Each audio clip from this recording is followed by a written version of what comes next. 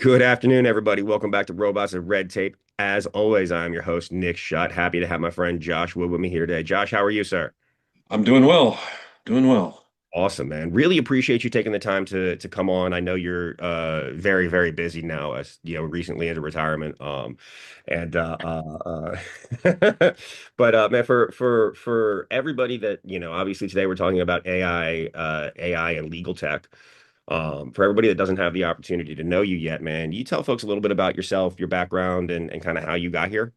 Sure.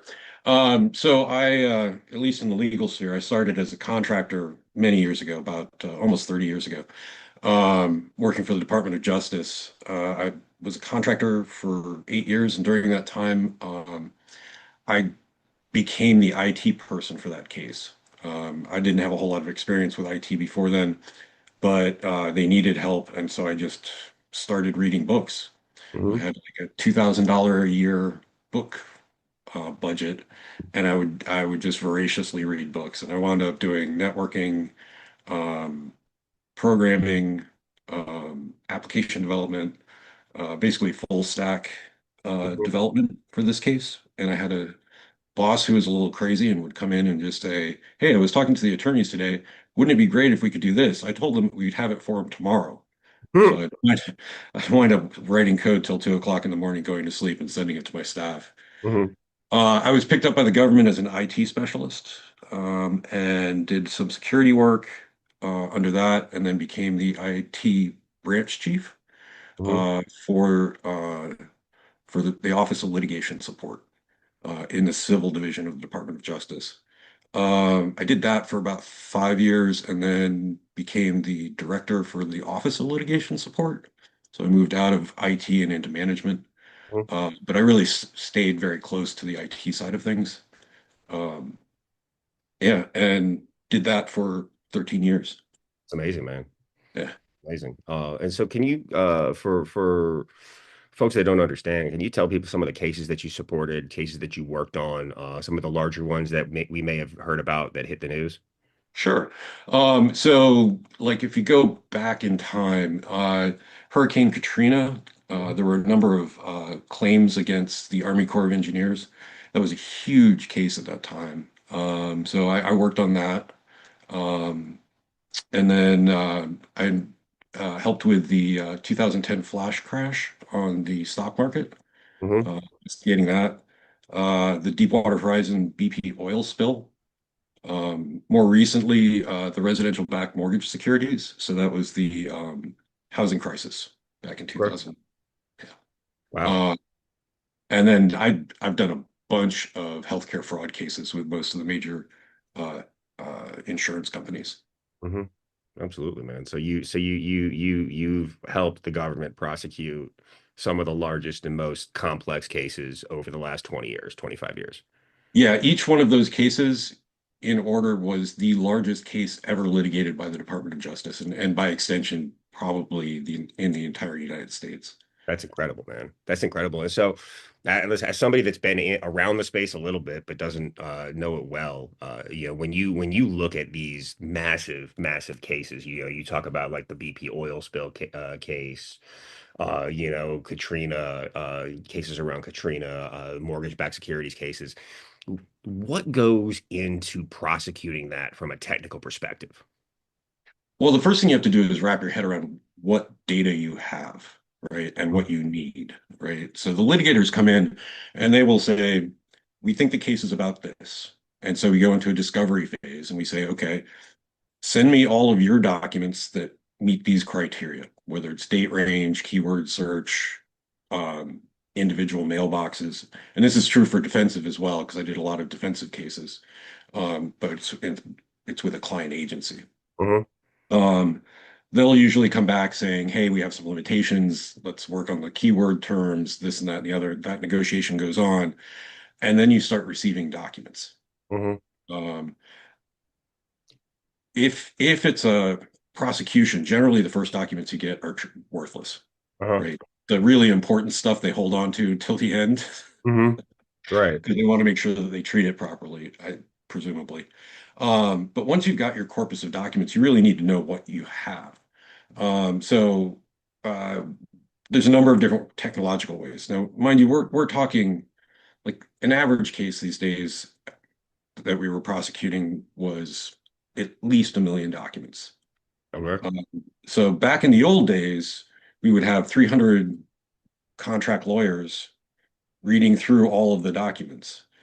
But these days, we do things like concept clustering.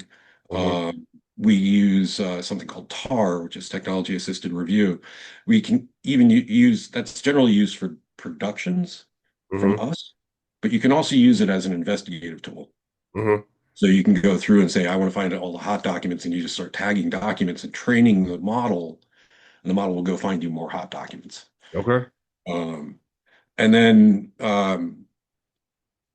you also have to look at the file types that you have. I mean, a lot of what we deal with is text, Mm-hmm. but there's a lot of other data out there. And so one of the things I was especially proud of working at Department of Justice was I built the Atom Lab, which is the Advanced Data Analytics and Modeling Lab, which was a team of contractors that basically worked for all of the litigating components, not just the civil division.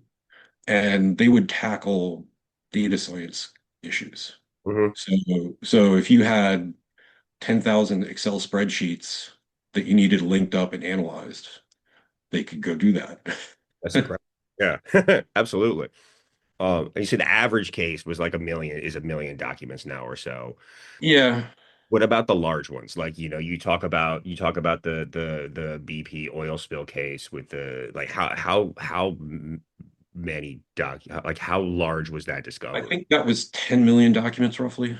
Okay. Um, but you have to understand that that case, when it occurred, all of NOAA, every field office in NOAA was redirected to deal with that case, Hmm. um, and including ones in Anchorage, Alaska. Wow. And so when it came time to collect the documents, we had people in the field taking photos with their cameras. Hmm. And we had literally a war room down in Louisiana where people were dealing with a crisis where if they wrote a word on any piece of paper that was printed out, there was a box in the middle of the room. They just throw the paper in there for preservation purposes. Wow. Um, when we collected, we actually had to go to the Army Corps of Engineers and NOAA. NOAA took care of their own collection, but the Army Corps of Engineers, we worked with them to set up a tool that would go out to their field offices and search for the documents that we're looking for, and then slowly feed them back to headquarters. Okay. And so we had terabytes and terabytes and terabytes of documents coming in. Yeah. Absolutely. um, so How do you manage like the logistics around organizing them all, categorizing them all, making sure that you know where at like because you have to have there's the chain of custody associated with all of it, right? Because if one document, if you don't know exactly where it is the entire time, it will no longer be relevant. Is that correct? um, in a criminal case, absolutely. Okay. Okay. In a civil case, maybe not so much. Okay. Generally, you want to have like a clear line of how you collected it and everything like that. And you should be able to go to the court and say, yes, this document came from this location. Hmm. But like, I'll use the paper example, right? If that box, that container of paper documents that had handwriting on it, you can't attribute that back to an individual person. Hmm. Hmm. But you can say it came from that box. Okay. So it has to be attributable to at least to that level. Hmm. Uh, so we use in all of our databases, we use a field called custodian or custodians, plural. And that really sort of like links that document back to that person or place, Hmm. like a shared network drive, for example. Right. Um, so that's really how we attribute it, but it's an extra piece of metadata that's associated with the documents. Hmm. Absolutely. That's incredible, man. And so going through you're collecting 10 million documents, managing them all and making and then you're helping to process them all and helping get the attorneys what they need what they think they need to prosecute the case. Yeah, so we take the raw documents, we extract out all of the metadata and the Hmm. text, generally generate TIFF images. which are Hmm. static single page images. Um, the metadata is then loaded into a database with the text, so all of that becomes searchable. Hmm. And then it's linked to the individual pages so that you can review the actual documents themselves. Okay. From there, it's really just sort of wrapping your head around what's responsive and what's not responsive Uh-huh. in the piece. Hmm. If they, again, concept searching, keyword searching, there's a lot of just sort of like trying to cut through the noise Hmm. of all of that data. Um, and we've been generally successful around doing that. Hmm. Um, Yeah. I, I I spent many years going to legal tech Hmm. uh, and just telling the industry like you are not using the best tools. You Hmm. can do better. Hmm. But we're starting to see some of that, some of what I envisioned out there in the space to be available. Yeah. So, Absolutely. So with the tech where it is, what are the things that you had envisioned that you're starting to see come to reality? well, so when I first started, so back in 2007, 2008, we had this concept of tar come up, and there were a couple of companies that were promoting it. And tar is technology assisted review, which eventually evolved into CAL, which is computer aided learning. Hmm. Um, and I was a big proponent of it. Hmm. I thought it was great. Yeah. There were a bunch of people in DOJ who were like, it's untested, we can't do this, blah, blah, blah. And I'm like, no, trust me, I don't want to have 300 attorneys looking at my stuff. Right. Absolutely. Um, Because but at humans that are fallible time, or more fallible than a trained model. Is that correct? yeah, they are. There's a Berkeley study going back to 1984, I think it was, where Hmm. they researched BART. It was a legal case against BART, which is the Bay Area and Rapid Transit. And they stuck a bunch of lawyers to review the material, and then they put it against not a chatbot back then, but like a assisted type of review. And it turns out the more people you put into a legal review process, the more interpretations of what is responsive and what is not responsive Hmm. occur. And so you get wildly erring differences Hmm. between the two, whereas the assisted project came out with much more statistically accurate Right. responses. Hmm. Um, Sorry, but you were saying something. I cut you off. I apologize. no, it's okay. I forgot what I was talking about. You were talking about what you had envisioned Oh, right. Yeah, yeah. and technology assist review and how it's much better than having 300 attorneys sitting in a room. I would assume it's less expensive than having 300 attorneys sitting in a room, but I don't know that for sure. It is. It is.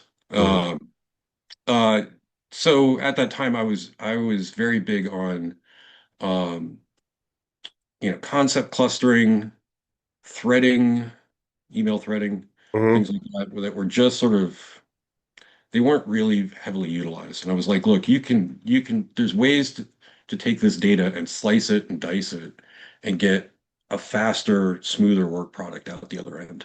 Mhm. Um, and the industry was really like, oh, we're doing keyword searching. Mhm. And Mhm. I'm like, no, you got to go way further than Yeah, that. absolutely. 100%. And how, as you think about some of these specific large complex cases, what did you learn from, well, let's talk about the BP cases. That one's fascinating to me. Obviously, I think it's one of the largest oil spills in the world, in world history. As you look at that, obviously the scale of data, but what did you learn about the complexity around prosecuting these massive, especially environmental cases? That was an interesting one. So I was stuck in charge of the on the technical side, not the legal side, Hmm. of of the collections from NOAA and Army Corps of Engineers. Hmm. And neither one of those organizations, even though they have a legal team, Hmm.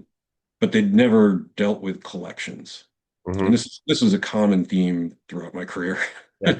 Hmm. But this one was of such a scale, and there were so many individuals involved that it it was really, really difficult. I mean, like literally, we had people wandering along the wetlands in Louisiana and along the coast taking photos with their phones, like as I mentioned, but we had to go collect all of those. Hmm. And you know, thousands of people were doing this. Right. And you you think that it's going to be relatively straightforward. You say, okay, send me all your emails, send me all your, your phone collections and this and that and the other. But one of the things that you have to do when you do litigation support and even litigation is you have to learn to pivot. There were Hmm. a number of times where we ran into like, this isn't possible, right? And so we go, okay, if that's not possible, how do we get that information in another form or Hmm. from another place?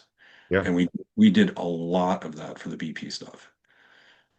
Or any notable pivots you had to make that you could tell me about, or are you not allowed to talk about the specifics? Um, I'm not sure I really want to get into the specifics. Okay. Um, just because even though that case has been litigated, it's still, you know, there's still some. I don't want to like cause any problems for the government or for Totally BP. understand. No, listen. I'm just curious, man. I'm going to ask the question, because I can imagine that when you have that many people collecting that much data, right, where you're going out, you're taking pictures to see where the oil is actually hitting. I would assume there's also satellite images of seeing the oil and where it's moving We around. had we had, everything. We had tidal maps. We Hmm. had, all of the NOAA information about the Gulf Coast, weather information. Um, you know, it was there was a lot of data there. Hmm. Um, and there's a lot of stuff that at DOJ we just didn't have the capability of viewing. Hmm. Some of these models were ArcGIS models. Hmm. At that time, we didn't have an ArcGIS capability. Hmm. Hmm. And so we were just like, yeah, opposing counsel, here you go. Yeah. Hmm. And NOAA, we would have to go back to NOAA and basically say, like, look, hey, we can't run this. What is this? Right. Absolutely. And then didn't you also have to collect a whole bunch of data from BP and from Deepwater Point and all these other folks as well, to get kind of see what was going on internally, and understand like what had happened and kind of how it all transpired. Yeah, so that was our part of the discovery process. So Hmm. we asked them for any material regarding the explosion, safety measures, what were the conditions before the explosion, um, you know, things along around those lines. Hmm. Um, the amount of data that we received from them was important, but in terms of volume, it was a lot less than what the Department of Justice collected from the client agencies, Okay. Okay. um, which isn't abnormal. All right. Um, so, like, if you sue the federal government, generally you are only going to need to produce a relatively small amount of material, whereas Hmm. the federal government is going to have to go through a lot of material. Right. Absolutely. I'm sure. Um, but because all of our stuff was about the response Hmm. and the inspections leading up to that. Right. Okay. No, man, it's fascinating. And I mean, were they giving you like, thousands and thousands, or have you been in the case where you've been given like thousands and thousands and thousands of boxes of printed emails instead of like digital files and having to sit and sort through all those, or is that then you just scan them and take them and turn them into the images? Um, so generally speaking, um, we don't receive printed emails for the most part. Okay. If it's electronic, we'll receive it in some sort of equivalent electronic format. There's under the quote unquote new rules of e-discovery, Uh-huh. uh, which 2007, Uh-huh. I want to say it came out. Um, uh, there's a rule basically that says that if something's in an electronic format, you can give it in an equivalent format, but you have to make sure that the metadata isn't removed, right? Mm, It's the metadata is included if it's relevant to the case. okay. So like I could take an email and convert it to a PDF because it's going to embed a whole bunch of metadata from that email into the PDF Hmm. and produce it that way. But I couldn't print it out because I'm just storing the metadata for that Okay. file. Absolutely. No, that makes a lot of sense. Yeah, what were some of the logistics challenges associated with managing all of that data for the BP case? Um, there were a lot of cooks in the kitchen. So Hmm. that case was litigated by both the Environmental and Natural Resources Division as well as the Civil Division. Hmm. And so I had multiple bosses, sort of. I mean, I didn't really, but I did. Hmm. Absolutely. I worked very closely with a woman named Sarah Himmelhoek in ENRD, who I had known for decades at that point. Mm, Um, and but I also had civil litigators reaching out to me to try and, prioritize things. mhm. So managing priorities, expectations, things like that were all fun challenges. I'm sure. I'm sure. And I'm sure with, I know when you have too many cooks in the kitchen, things get more complicated. It gets much more difficult. And the prior you have to leverage like managing people's priorities. And then at the same time making sure you're not, blowing it also, right? And making sure that Yeah. everybody has what they need. But But we did, I think the most important thing for that case was that we had funding. mhm, Um, there's a fund called the 3% Fund, which is basically for affirmative civil cases, if there's a judgment in favor of the government's position, they can take 3% of that earnings, mhm, the judgment, and put it towards other affirmative litigation cases. okay. Okay. And we had a fairly large uh, amount of money. Mhm, And so we were sufficiently funded, but it took, I don't know, 4 or 5 months to get up to speed with the tech stack mhm. uh, to be able to handle that. Right. Absolutely. How long did it take to prosecute that case? Oh, I forget when it settled. Um, we I It was fast and furious for about a year and a half, Mhm, collecting all the documents, processing all the documents, getting them organized. Meanwhile, legal filings were going back and forth, and mhm. probably within 6 months. And then I think it was like another year or so. Okay. I believe that case actually wound up settling. I don't think there was um, a ruling from the courts other than just, yeah, you guys can settle. Okay. But Yeah. And is that like a standard timeline for some of these larger cases, or is that some of them go on longer. So on the affirmative side, there's a statute of limitations Mhm, for investigations. Depending on, and I think the statute varies depending on what type of case it is. mhm, Um, but so we'll, some, just as an example, some of our investigations have a statute of limitations of 5 years. mhm, So we will be having discussions with that entity, maybe year one or mhm. year saying, hey, we think we have a case. We're going to enter filing.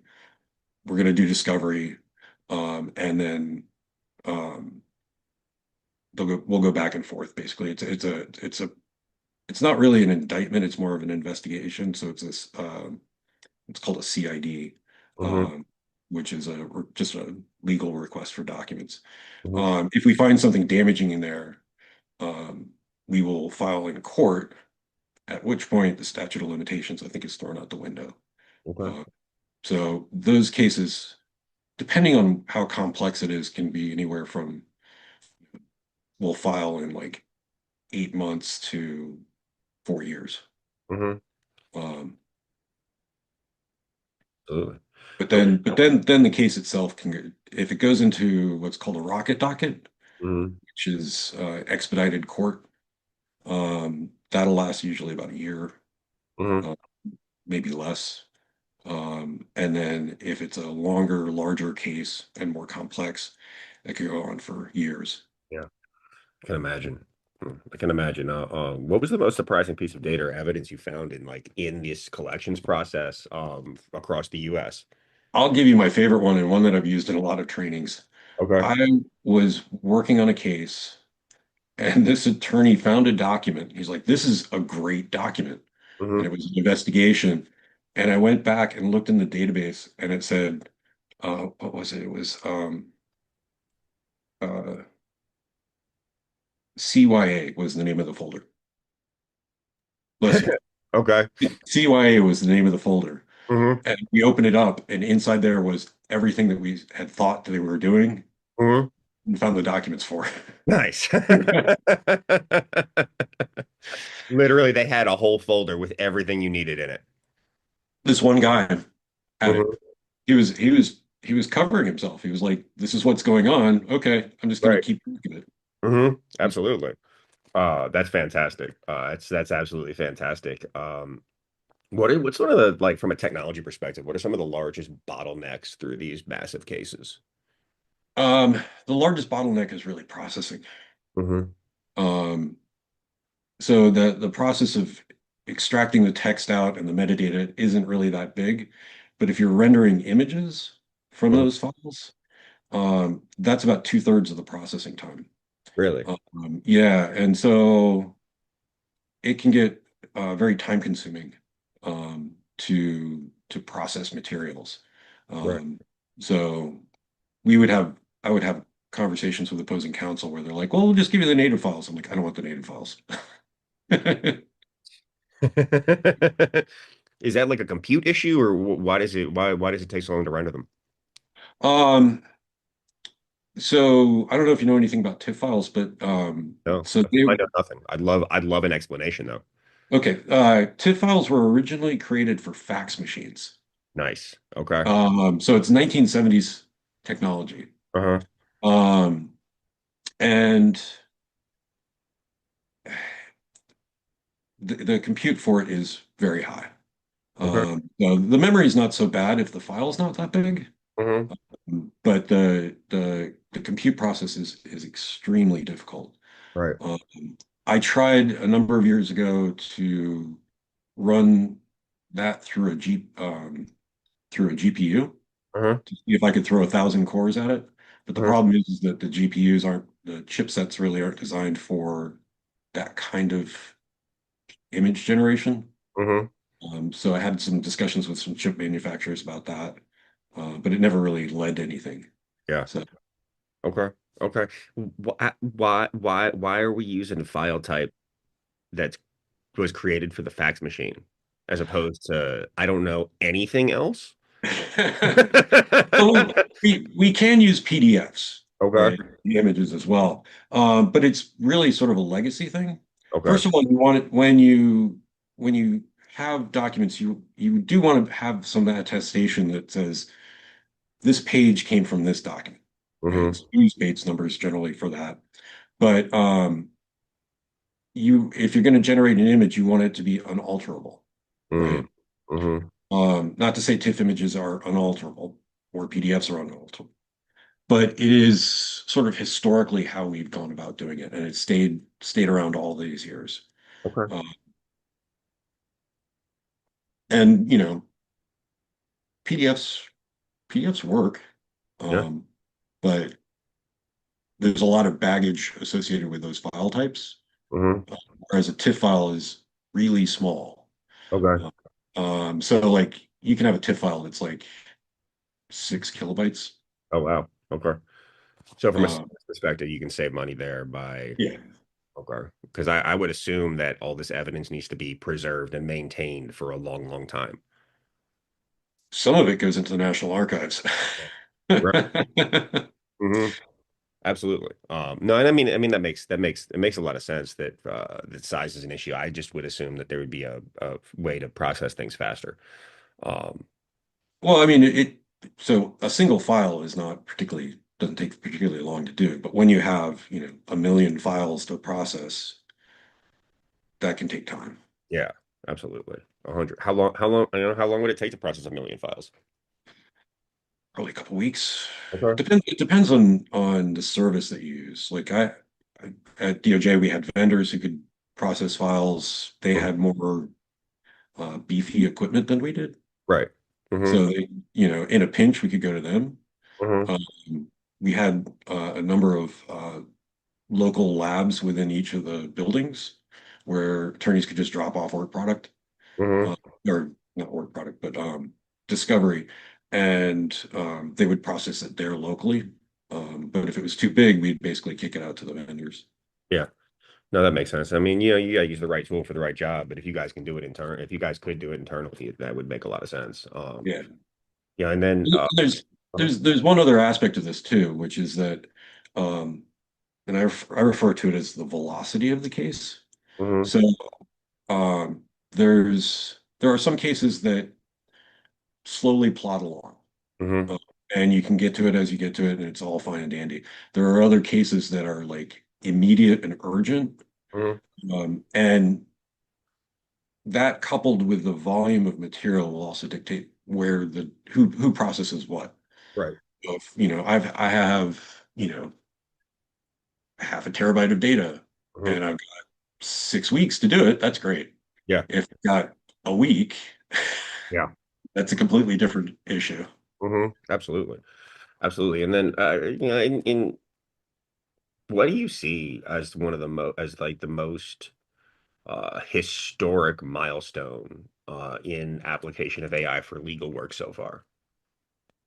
Historic milestone. Well, I think the historically the biggest one was, I think, Cal and Uh-huh. Tar. Um, I think we're undergoing one right now, Okay. um, with generative AI, Mm-hmm. but I'm not sure that anybody's really hit on how to use generative AI properly. I could be wrong. I could be Right. completely wrong. I haven't seen what everybody's got under their covers Yeah. yet, Yeah. but it's a it's it's a difficult product to work with from a legal perspective. Why is it so difficult to work with from a legal perspective? Um, so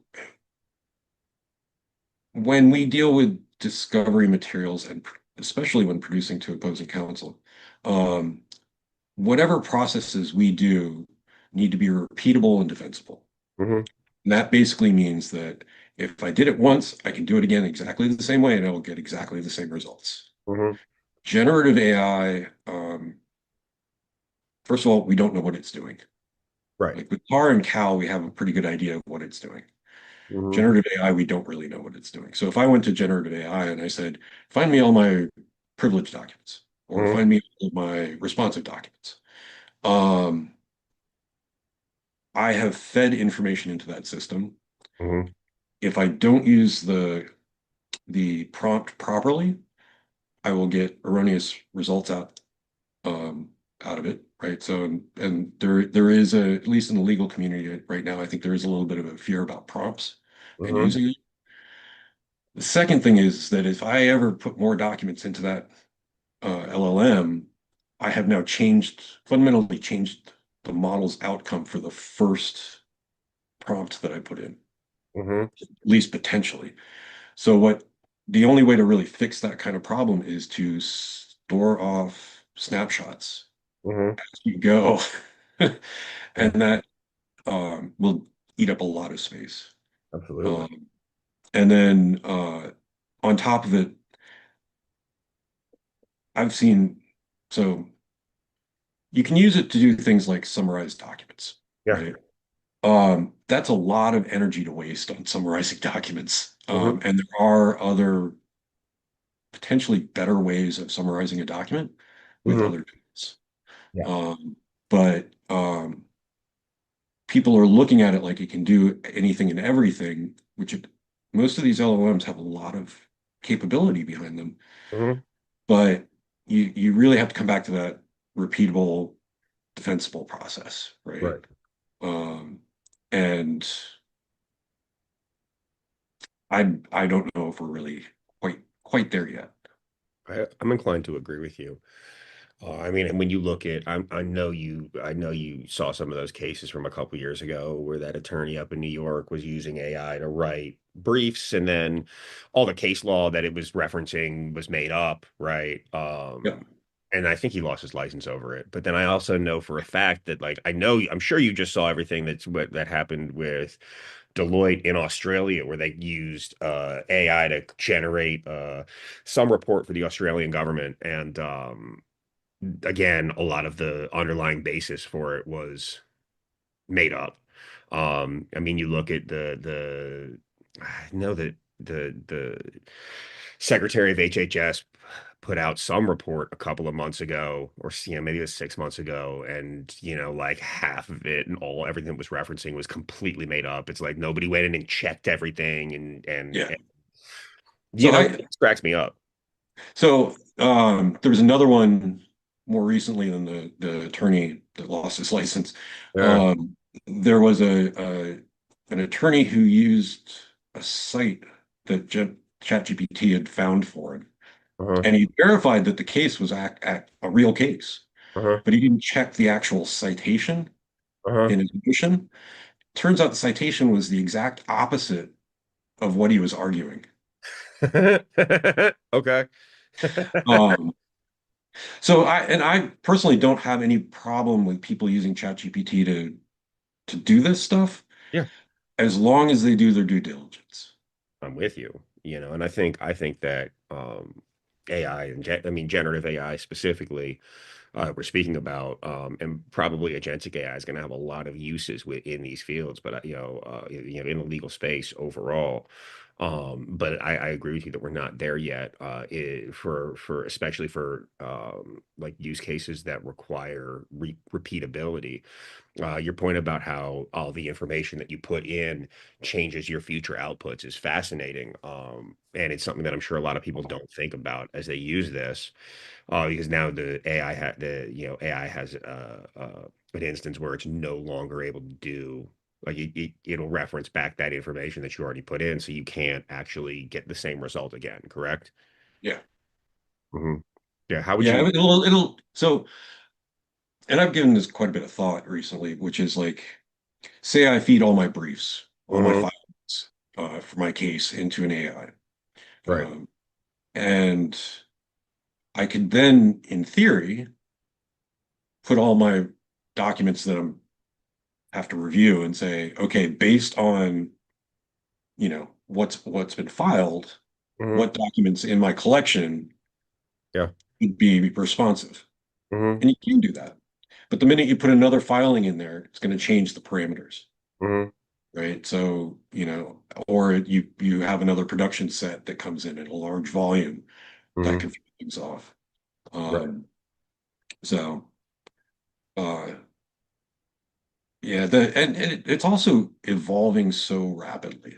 Oh yeah, that's true. Um, it you mentioned agentic AIs. Mhm. That that's going to be an interesting space for a while. While and I'm basically sort of sitting back and waiting for the dust to settle. Yeah. Because like while I could go out and get a Llama LLM, Hmm. and spin that up and run my database against that, um, it's going to be so outmoded in 8, 9 months. Hmm. Um, the tools are just they're evolving extremely rapidly. It seems like almost every 6 to 8 months we have something completely new built on top of it. Yeah. So Hmm. Yeah, and I expect that to continue, right, at the pace that it is, potentially accelerate, especially as additional data gets put into it, and we've solved some of these fundamental issues around it. Something I always like to remind people is, like, the AI that we're using today, it's the worst it's going to be for the rest of your life, right? Today, it's just going to get better, right? well, Um, I was actually I read an article this morning about poisoning AIs, uh-huh. and some research just came out. I forget who did the study. That you can poison an AI, doesn't matter the model size, Mhm. with 250 documents. Wow. Okay. That's incredible. By uploading 250 documents into it, you can get it to change its outputs. What Like, they were testing, what they did was they put a code and then gibberish next to it uh-huh, in 250 documents. And uh-huh, just in the middle of a document, right, it would just say this code gibberish. uh-huh, And it with those 250 documents, they poisoned the whole thing. okay, okay. Um, and basically what it did was it associated the code with gibberish. Yeah, absolutely. And that threw off the results. Okay. Now, was this like a private model or is this like, Gemini? I think it was Anthropic that did it, Okay. but don't quote me on that. Okay. Okay. Absolutely. No, and I find that also fascinating and also how you when you understand how these models like, ChatGPT, Gemini, value different data sources, right? An example I was given recently is that they put Reddit as one of their highest data sources because of all of the like user generated thoughtful information. Um, but you can go in and manipulate all of that by like getting a whole bunch of bot accounts to upvote specific things and specific responses, and then that's going to throw off how they value certain parts of data. Uh, Yep. and that is, I mean, that's public, right? And if it's pretty easy to do there in those for those models, I really worry about when you start doing things like, legal defense with it, or you start looking at intel, like in the intel space, or you're trying to make military decisions utilizing these tools, or doing intel analysis, and then it's like, huh, like this is, how easy is it? If you and I know how to do this, like what do these researchers at foreign adversaries know, right? Yeah. Oh, yeah. Well, there's so one other problem with this is that from a legal perspective, if you put material into an AI, Mm-hmm. it will always be there. And you can actually, there are ways of generating to get that content back out. Okay. And so I'm the federal government, just as an example, Mm-hmm. and I use ChatGPT. And I throw a whole bunch of my documents as the federal government into ChatGPT, they Mm-hmm. now live in perpetuity in that model. Yeah. Mm-hmm. That's a Right. bunch of information that the federal government generally would not produce, Right. right? Uh-huh. Um, and so from a, if I was a private sector lawyer, I'd be very concerned about like you putting my documents into a cloud-based model, knowing that my client's documents are Mm-hmm. now stuck in that model. And in a lot of these cases, at the end of them, there's basically an order to say, okay, now that the case is settled, destroy all the information you have. Mm-hmm. Mm-hmm. And you no longer have that capability once it goes into Right. like ChatGPT or Yeah. any of Even if those. it's a private, even if it's like an air-gapped instance in, say, deployed in a private cloud, it's still going to be there.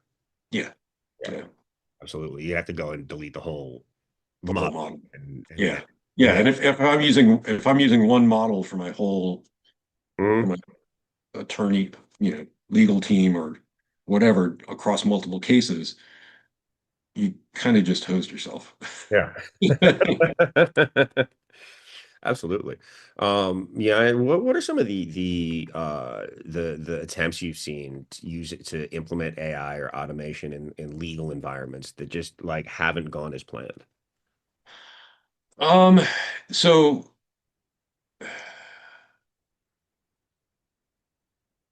that's an interesting one. The federal government under Biden, we had a whole bunch of rules about generative AI that were like, thou shalt not touch it unless you meet all of these requirements. And then Trump came in and said, yeah, screw that. Um, Sorry for my language. It's okay. It's okay. I'm sorry. I'm sneezing over here. My allergies are getting me today. My apologies. Yeah, it's no problem. So as a result, DOJ didn't move aggressively with generative AI. Mhm, Um, they were right as I was leaving, there were some discussions. There was a large working group on AI mhm, in DOJ, but the actual implementations weren't. really going full speed. Hmm. Um, I think the biggest one was there was a company called Recommend that we brought in 2000, I think it was 2010, 11, that used tar, right? And they did a pilot with the antitrust division. Hmm. And they, so antitrust has, they have very fast turnaround times on their cases Hmm. with large volumes of material. And Hmm. so they wanted to pilot it with one of their cases. And we found out that that product at that time had for technology assisted review, had an upper limit on the Hmm. amount of documents that it could handle. And we hit that upper limit Yeah. fairly quickly. Hmm. And Hmm. that whole pilot just basically failed. Right. Why did they have an upper limit? Were they throttling it, or is it was just this, you broke the. It was their architecture, Oh, really. Like okay. they hit physical limits on what they could handle in their core memory. Hmm. Absolutely. Um, no, I totally understand. I know you have obviously with all of the like innovative work you've done at DOJ over the years. I know you like, setting up the data science team, and others. What do you see as some of the next like radical changes, coming up within the litigation support space? Well, I again go back to LLMs being a big game changer on the technical side. Hmm. Um, I'm not really entirely sure beyond that. I mean, I think 10, 15 years out, there'll be quantum computing, which will, I think, radically change just about everything, Hmm. including litigation space. But um, I think right now everybody's trying to trying to figure out what to do with LLMs and coming up with a lot of different ideas. But what sticks is I'm not really sure. Yeah. Because it's going back to the problems that we were talking about before with LLMs. Hmm. But I think in the long, like 3 to 5 years, let's just say, I think LLMs will be first attorneys will be more comfortable with it because we saw the same. I saw that I'm seeing the same type of adaptation that I saw when Cal and Tar came out, Hmm. which was there was this big hesitancy to use it. Hmm. Nobody wanted to use it because they didn't know what they were doing, and it couldn't possibly be that good. Right. Um, Uh-huh. Uh-huh. and I did a lot of like going around to attorneys and did a lot of trainings, just basically saying like this is better than what you can do. Hmm. And no attorney wants to hear that something's better than them. Um, No kidding, man. um, so those were fun. Uh-huh. Um, but the we're seeing the same adoption now. I mean, prompt fears are real. You Hmm. know, people are just scared to try and use those tools. Hmm. And I think what we'll see is more and more adoption of this type of technology.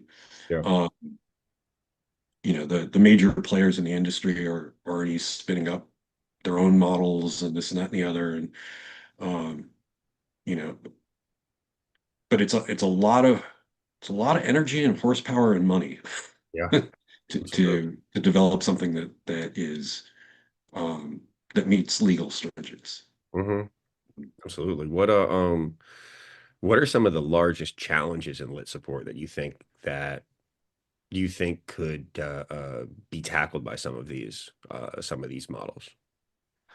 Um, so when I was at DOJ, I had this, and I would go and do trainings with the attorneys, talk to them about this, and I'd say, my goal here is to get to one attorney, one case. Hmm. So you wouldn't need a team of attorneys to do a large case. Hmm. And that was the philosophy that I held throughout most of my career at DOJ. Hmm. Um, we never really quite got there, But I think we will once LLMs have been fully integrated into the legal sphere, you'll have the ability to say, hey, here's all the documents. I think they did X, Y, and Z. Hmm. Tell me if I'm right. And Yeah. find the documents that show me that I'm right. Hmm. Right. And in natural language, you can have a conversation with your chat GPT Hmm. or what have you, your LLM.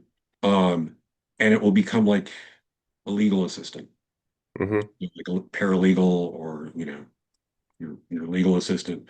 But sharper.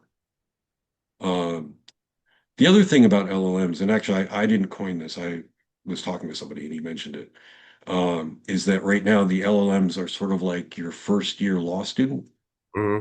or law school graduate. Yeah. Uh, they're they know a lot, but are not really keyed into the nuances of things. Hmm. So I think at some point somebody's going to start generating a legal-oriented LLM. Hmm. And I Yeah. wouldn't be surprised if it came out of like LexisNexis or somebody like that, who has access to a lot of material. Hmm. Yeah. Absolutely. I'm sure that they're working on things like that now. So they right now they have a lot of enthusiasm, and they have a lot of knowledge, but they don't really know how to use that knowledge. Yeah, yeah, and it goes back to the site checking and things like that, where Hmm. you can go ahead and use that, but you just need to do your due diligence. Right. Eventually, you think it will assist you with doing all of the due diligence and will understand the parameters around what it is, legally defensible and the point you're trying to defend and go out and find the exact right things. Yeah, yeah. Mhm. That's pretty cool. So, did you ever watch Blade Runner from the 80s? Yeah. Uh-huh.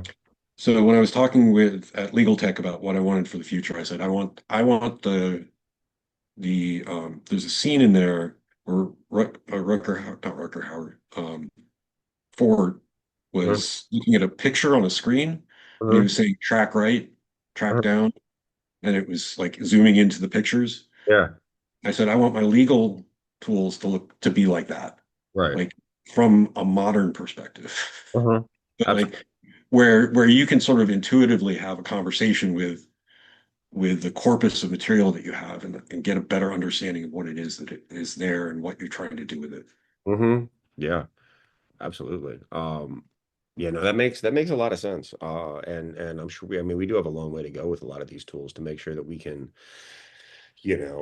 utilize them properly. I've been telling people for like a couple of years, I don't think we really know how to make money with AI yet. And I don't think it's really been monetized. It's like the 1990s, right? It's like the dot-com era boom but AI related. It's the AI boom from that perspective. There were no like there were no you know, ads weren't embedded in everything. There wasn't sponsored content. I'm just like wondering how long it's gonna be before there's a sponsored answer and sponsored responses coming out of LLMs, right? Um, there's some of that going on. I mean, there's hundreds of billions of dollars being thrown at this, at LLMs. Um, there's a lot of talk about a bubble. I don't know if there's really going to be a bubble, Mhm. but um, I mean, they are making some money off of it. It's just I Mhm. don't think they're making as much money as they're investing at this point. Agree. Right now, it's a loser still. Like Amazon started making money eventually, but the thing they started making money on is not what they started to do, right? Like Yeah. we're selling books initially, and they were not there was no such thing as cloud hosted services, right? Right. And they created that because they had all that extra server bandwidth, and that's what made them profitable. Uh, and that's the thing that continues to make money in spite of all of their, you know, other ventures, whether it's the Washington Post or Whole Foods or the Amazon app or what like Amazon buying like everything. The AWS is what makes the most money. And they were down today. I don't know if you saw that. I Um, did. I but did. yeah, it went down hard today. Everybody is, this everybody will know when, this has been recorded because of that comment. So hey. 100%, man. Yeah, like if you had a blank check to invest in any, like invest in the space, right? Would you be putting your money into finding ways to make LLMs useful within this space, and like truly, or would you be looking at a different advancement? No, that's exactly what I'd be doing. Uh-huh. Um, is trying to find the best use cases and the potentially trying to make a model that is specifically for litigation. Hmm. Absolutely. Um, with appropriate rags and guardrails and all that fun stuff. Hmm. Absolutely, man. No, 100%. Yeah, yeah, having just retired from DOJ, can you tell us anything about what you're working on next, or no? Uh, I've got a couple irons in the fire. Hmm. Um, One, I'm looking at some potential application development, and that that will be interesting. Yeah. I've got quite a bit of it done, but we'll see. Okay. All right, listen, I'm not trying to get your secrets out in the open. I'm just curious. Anything I missed, man, I think pretty interesting conversation around litigation support, the challenges associated with prosecuting these massive cases. Any points we missed or anything that you'd like to highlight or say before we sign off today? I will say this.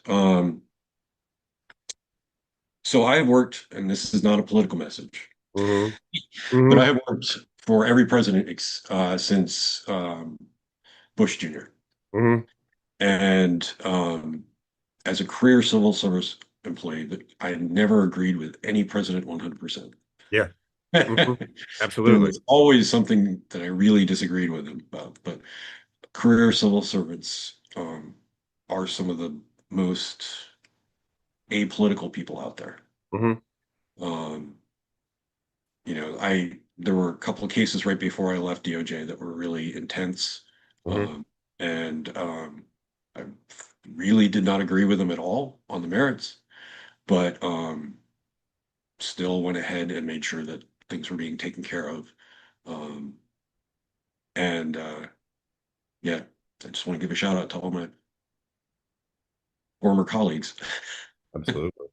I know it's interesting times in our space. I have utmost respect for folks like yourself who've dedicated their lives to, serving the public and working for the public good. Civil servants, I agree, I think that there's a perception that many folks don't work very hard in the government, and I'm sure that there's some that don't, but I know that there's a whole lot of people that are highly dedicated and really, really, really, really, are deserving of our respect and appreciation and gratitude. So thank you, man. I really appreciate all you've done to help us become better in prosecuting cases for DOJ. Yeah, yeah, I will add one more thing. So I was fortunate in my career. Hmm. Um, to get where I was. And then also, I worked with just about every federal agency at some point Hmm. in my career. And um, I, with the exception of a couple people, Hmm. I have never seen a more dedicated workforce. Hmm. Um, Absolutely. and yeah, so uh, that's, Yeah. that's all. Awesome. Really appreciate it, Josh. And love all the civil servants out there. Really appreciate your time today. Everybody, thank you so much for listening to Robots and Red Tape, and I hope you're having a wonderful day.